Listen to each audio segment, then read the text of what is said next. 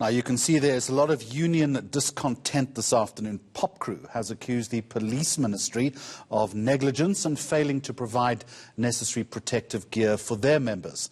The union says they know of 6 members who have tested positive for COVID-19. They were infected at work. ENCA reporter Kylie Khumalo is working that story for us this afternoon. So as I've just said, Popcru, Kylie, good afternoon to you, is not happy with the current turn of events. What does the union want?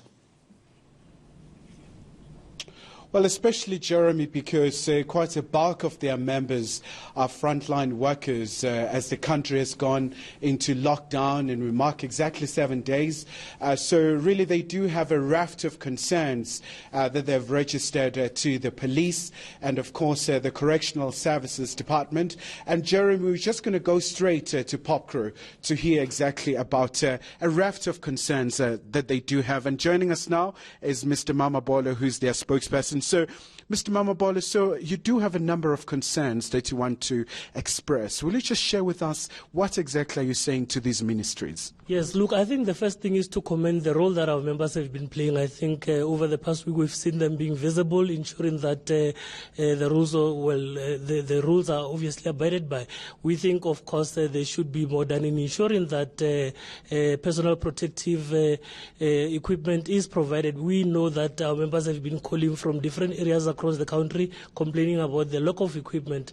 We think that should be a priority now. And unfortunately, yesterday we learned of 6 members who had contracted the virus from the SAPS. So that is quite unfortunate. We think if government could actually excel in ensuring that all the members do get all those equipment, the condition would be better. But we think that our members are ready for the task. We think it's a priority to actually be in the front line in ensuring that our people are kept indoors, obviously curbing the virus.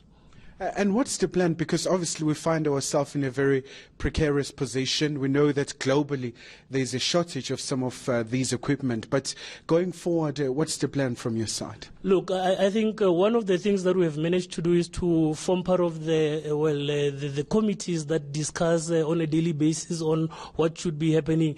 And we think that obviously there should be better coordination in the future.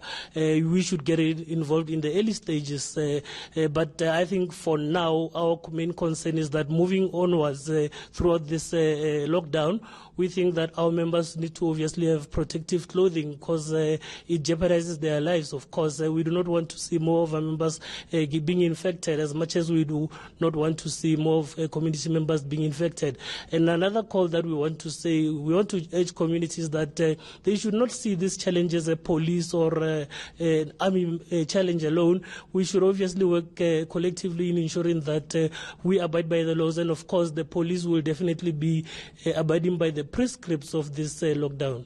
And just before we let you go, sir, you have those who are saying that we have seen police brutality in some instances. It's not something new in South Africa, but as part of maintaining the law and order during the course of the lockdown, what would be your message, especially to the minority within SAPS that may be doing things with impunity? Yeah, we know that a majority of our police officers are committed to serving the people of South Africa. And as Popcru, of course, we are against any form of brutality, be it against police, be it against communities.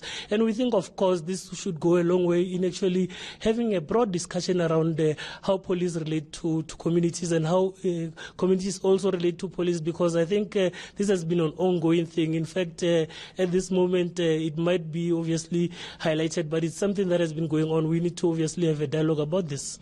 All right, Mr. Mamabolo, thank you so much, sir, for your time. So there you have it, Jeremy, from Popcru. Obviously, the main concern has to do with the protective gear for their members, but also a very strong message from their side denouncing any acts of brutality, whether from members of police and also from the members of the public, but also a very impassionate plea for them that the state should really come to the party in making sure that their members are able to execute their job with efficiency and be able to make sure that the lockdown succeeds in South Africa. It is not an unreasonable request. Popcru then accusing the Ministry of negligence when it comes to providing protective gear.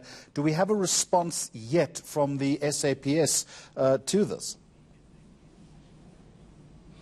Well, at this point, Jeremy, we're still expecting a response from the ministry, but we know that there has been a very strong emphasis from the side of government in terms of saying that from their side they are trying to stock the equipment and all the very important gear, but we know that it's a global pandemic, so South Africa relies a lot of from imports when it comes to the clothing. So one would expect perhaps the orders to land any time because there has been an undertaking from the side of the states to make sure that all the workers, especially those in the front line, are well kitted in making sure that they're able to render a very good service to the country. All right, Kylie Khumalo at Popcru headquarters, thank you very much.